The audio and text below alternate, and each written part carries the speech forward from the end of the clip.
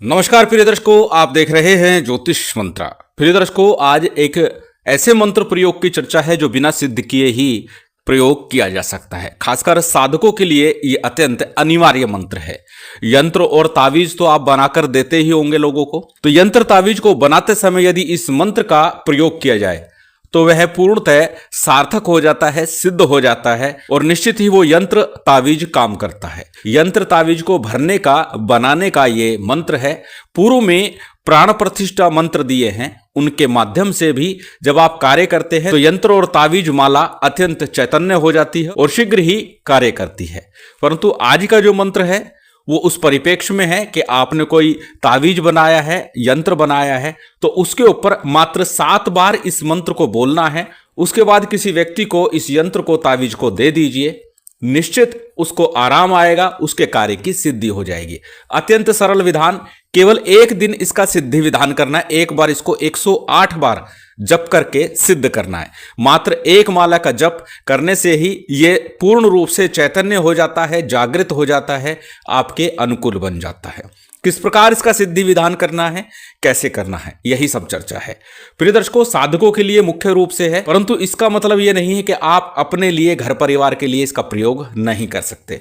बिल्कुल आप अपने लिए कर सकते हैं। खास करके कोई बार त्योहार हो, होली हो, दीपावली हो, दशहरा हो या किसी भी प्रकार का कोई उपलक्ष्य हो, उस समय में मोली ही ले लीजिए और उस मोली को लेकर के अपने इष्ट देव के नाम से, जिस भी देवी देवता की आप आराधना करते हो उनके नाम से 21 गांठ लगाइए। उसके बाद 7 बार इस मंत्र का उच्चारण करके अपने घर परिवार के सदस्यों को बांध दीजिए, तो पूर्ण रूप से रक्षा होती है। हर प्रकार से वो किसी भी अला बला से सुरक्षित हो जाते हैं। इसीलिए प्रत्येक साधक के साथ साथ प्रत्येक गृहस्थ के लिए भी ये मंत्र अत्यंत लाभदायक है। बिना लंबे चौड़े विधि विधान के एक ही दिन के एक माला के प्रयोग से सिद्ध हो जाता है और प्रयोग में लाया जा सकता है। अत्यंत सरल विधान है। तो चलिए अधिक विलंब न करते हुए जान लेते हैं किस प्रकार से, कैसे, कब और किस दिन इस मंत्र को सिद्ध करना है, किस सामग्री के साथ करना है, कब करना है। सबसे पहले हमेशा की तरह बात कर लेते हैं सामग्री की। सामग्री में सामान्य पूजन सामग्री जितनी आपकी व्यवस्था बने वो ले लीजिए। मुख्य रूप से क्या लेना है? मुख्य रूप से आपको अपने इष्ट के सम्मुख बैठकर ही इस मंत्र का जप करना है और भोग भी वही रखना है जो आपके इष्ट के लिए है। मान लीजिए आपके इष्ट हनुमान जी है तो बूंदी के लड्डू लीजिए या फिर चूरमे का भोग ले लीजिए। भैरव जी के समक्ष बैठे हैं तो सुरा शराब इत्यादि ले सकते हैं, बूंदी के लड्डू का प्रयोग कर सकते हैं, दही बड़े या दही चावल का प्रयोग कर सकते हैं। माँ भगवती के निमित्त बैठे हैं तो वहां पर भी उनके निमित्त जो भोग बनता है, पंचमेवा का भोग लगा सकते हैं या फिर खीर का नैवेद्य किसी भी देवी देवता के लिए प्रयोग किया जा सकता है। कहने का तात्पर्य यहाँ ये है कि जो भोग लगेगा इस साधना के दौरान वो आपके इष्ट के निमित्त हो, उनको प्रिय हो, वो वस्तु आप भोग के रूप में रख करके बैठिए और बाद में उस भोग को थोड़ा सा गोग्रास के रूप में और साथ ही साथ परिवार में प्रसाद स्वरूप ग्रहण कर लीजिएगा। बस इस मंत्र का एक माला का जप करना है। सभी सामग्री आपकी स्क्रीन पर है। जब आप इस मंत्र को सिद्ध करेंगे तो सबसे पहले अपने इष्ट देव के मंदिर चले जाइए, वहां उनसे अनुनय विनय निवेदन प्रार्थना कीजिए कि मैं इस मंत्र को सिद्ध करने जा रहा हूं अपने घर परिवार व्यापार की सुरक्षा हेतु या फिर जन कल्याण के लिए हेतु, क्योंकि आप साधक है तो जन कल्याण के लिए करेंगे। कोई गृहस्थ है तो अपने घर परिवार व्यापार की रक्षा हेतु, सुरक्षा हेतु और उसमें उन्नति हेतु आप ये प्रयोग करना चाह रहे हैं। इस प्रकार का निवेदन प्रार्थना कीजिए। कुछ भोग प्रसाद जो भी आप अर्पित करना चाहें वहां अर्पित कर दीजिए, अन्यथा मात्र 1 रुपए का सिक्का और थोड़े से पीले चावल लेकर के चले जाइएगा, वो अर्पित कर दीजिएगा। इतना सा सरल विधान है। अब क्या करना है? अब घर पर जिस दिन भी आप ये प्रयोग संपन्न कर रहे हैं, किस दिन करें? जो भी आपके इष्ट के निमित्त जाता हो। हनुमान जी के लिए कर रहे हैं तो मंगलवार शनिवार का दिन हो सकता है। महाकाली के लिए कर रहे हैं, अष्टमी, नौमी तिथि, सप्तमी तिथि हो सकती है, शनिवार का दिन हो सकता है, मंगलवार का दिन हो सकता है। या फिर श्री नारायण के लिए कर रहे हैं तो गुरुवार का दिन, रविवार का दिन ले सकते हैं। अर्थात जिस दिन भी आपके इष्ट का दिन बनता हो उस दिन आप इस प्रयोग को कर सकते हैं। परंतु ध्यान इतना दीजिएगा उस दिन कोई सिद्धि योग बन रहा हो तो ज़्यादा श्रेष्ठ है, ताकि आपका ये मंत्र पूर्ण जागृत हो, चैतन्य हो और हर प्रकार से आपको ये मंत्र लाभ दे। अब जिस दिन आप ये प्रयोग कर रहे हैं उस दिन क्या करना है? अपने घर में जिस भी समय सिद्धि योग चल रहा हो, प्रातः काल हो, संध्या काल हो या फिर रात्रि काल में हो, उसी समय आपको ये प्रयोग करना है, मंत्र का जप करना है। उत्तर, पूर्व, पश्चिम किसी भी दिशा में मुख करके बैठ जाइएगा। अपने सामने किसी चौकी पट्टी के ऊपर लाल या पीले रंग का वस्त्र रखिए, उसके ऊपर अपने इष्ट का चित्र स्थापित कीजिए।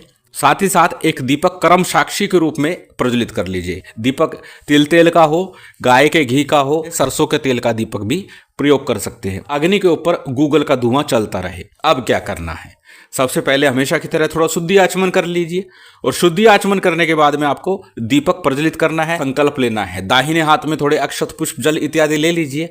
उसके बाद अपना नाम बोलिए, गोत्र बोलिए, उस दिन का तिथिवार नक्षत्र बोलिए और फिर अपनी कामना बोलिए कि आप जन कल्याण के लिए कर रहे हैं या अपने घर परिवार व्यापार के लिए या स्वयं के लिए कर रहे हैं।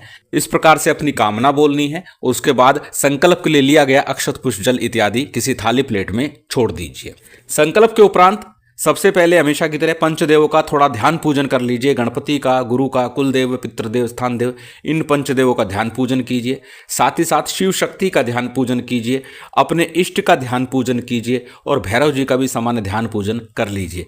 पूजन विशेष अनिवार्य नहीं है, केवल बार बार बता चुका हूं पूजन किस लिए और क्यों किया जाता है। थोड़ा मन एकाग्र हो जाए, ध्यान लग जाए, इसीलिए थोड़ा पूजन विधान कर लेते हैं। मूल है केवल गुरु गणेश का मंत्र जपना है और इस मंत्र की एक माला का जप करना है। पूजन विधान संपन्न हुआ तो सबसे पहले एक माला गणपति मंत्र की और एक ही माला आपको गुरु मंत्र की करनी है। गणपति मंत्र के रूप में आप ओम गणपते नमः, ओम गणेशाय नमः, ओम वक्रतुंडाय नमः किसी भी एक मंत्र का जप कर सकते हैं। बात यदि करें गुरु मंत्र की, तो जो गुरु दीक्षा के समय मंत्र मिला है वो गुरु मंत्र है, उसका जप कीजिए। यदि आपने गुरु दीक्षा नहीं ली है तो भगवान शिव को हाजिर नाजिर मान करके उनके पंचाक्षरी मंत्र ओम नमः शिवाय का एक माला का जप कर लीजिए। गुरु गणेश का मंत्र आपने जाप किया, उसके बाद आज का जो मंत्र है जिसकी हम चर्चा कर रहे हैं वह साबर मंत्र है। और साबर मंत्रों की चर्चा होती है तो बार बार बोलता हूं कि साबर सिद्धि मंत्र का 11 बार, 21 बार या एक माला का जप कर लीजिए। अत्यंत श्रेष्ठ होगा, आपकी साधना शीघ्र सफल होगी, मंत्र शीघ्र जागृत होगा। तो 11 बार कम से कम साबर सिद्धि मंत्र का जप कर लीजिएगा। साबर सिद्धि मंत्र एक बार फिर से आपकी स्क्रीन पर है, स्क्रीनशॉट ले सकते हैं, कॉपी नोटबुक में इसे नोट कर सकते हैं। और प्रत्येक साबर मंत्र की साधना में 11-21 बार इसका जप करना ही चाहिए। मंत्र को एक बार बोल करके बता देता हूं। मंत्र इस प्रकार है, गुरु सठ गुरु है वीर, गुरु साहब सुमरे बड़ी भांत, सिंगी टोरो बन कहू मन नाऊ करतार, सकल गुरु की हर बजे घट्टा पकड़ उठ जाग, चैत समार श्री परमहंस। अत्यंत सरल ये साबर मंत्र है और प्रत्येक साबर मंत्र की साधना में 11 बार कम से कम इसका जप करना ही चाहिए। जब साबर सिद्धि मंत्र का जप पूर्ण हो गया उसके बाद आज का जो मूल मंत्र है इसका आपको एक माला का जप करना है। पहले भी कई बार बोल चुका हूं कि जो साधक है उनको थोड़ा अधिक करना चाहिए, तो संभव हो तो 11 माला कीजिए, अन्यथा 5 माला कीजिए, आपके लिए ज्यादा श्रेष्ठ होगा। कार्य तो ये एक माला में भी कर देगा, परंतु जो साधक है उनको दूसरों के लिए कार्य करना होता है, अपनी साधना का, अपने तप का बल देना होता है, इसलिए थोड़ा अधिक करना चाहिए। अधिकस्य अधिकम फलम, ये बात भी मैं अक्सर बोलता हूं। तो चलिए जान लेते हैं उस विशेष खास मंत्र को। मंत्र आपकी स्क्रीन पर है, स्क्रीनशॉट ले सकते हैं, किसी कॉपी नोटबुक में नोट कर सकते हैं। मंत्र को एक बार बोल करके बता देता हूं। मंत्र इस प्रकार है, सतनमो आदेश गुरुजी को आदेश, सूर्य चंद्रमा ब्रह्मा विष्णु महेश, हनुमान गरुड़ रक्षा करो, इस पिंडी को कोई धक्का देवे तो 7 देव की दुहाई फिरे, शब्द साचा पिंड काचा, चलो मंत्र ईश्वरो वाचा। इस मंत्र का आपको कम से कम एक माला का जप करना है। माला कोई भी ले सकते हैं, किसी भी प्रकार की माला से जप कर सकते हैं, परंतु यदि माला चैतन्य हो तो अत्यंत श्रेष्ठ होगा, अन्यथा कोई भी माला प्रयोग की जा सकती है। चैतन्य माला का प्रभाव ये होता है कि उससे शीघ्र मंत्र जागृत होता है और मंत्र का पूर्ण फल प्राप्त होता है। मंत्र जाप के बाद में अपने इष्ट की आरती कीजिएगा। आरती के बाद में जो नैवेद्य लाए हैं वो नैवेद्य का भोग लगा दीजिएगा। जिस अग्नि के ऊपर गूगल का धुआं चल रहा है उसी अग्नि के ऊपर आपको भोग अर्पित करना है। उसके बाद में क्षमा प्रार्थना कीजिए, समर्पण कीजिए, आसन को प्रणाम कीजिए और फिर प्रयोग साधना से उठ जाइए।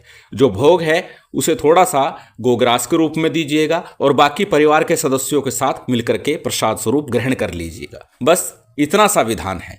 प्रयोग विधि आरंभ में ही बता चुका हूं कि जब भी कोई तावीज बनाएंगे, कोई गंडा बनाएंगे, किसी प्रकार का यंत्र बनाएंगे तो इस मंत्र का 7 बार आपको जप करके देना है।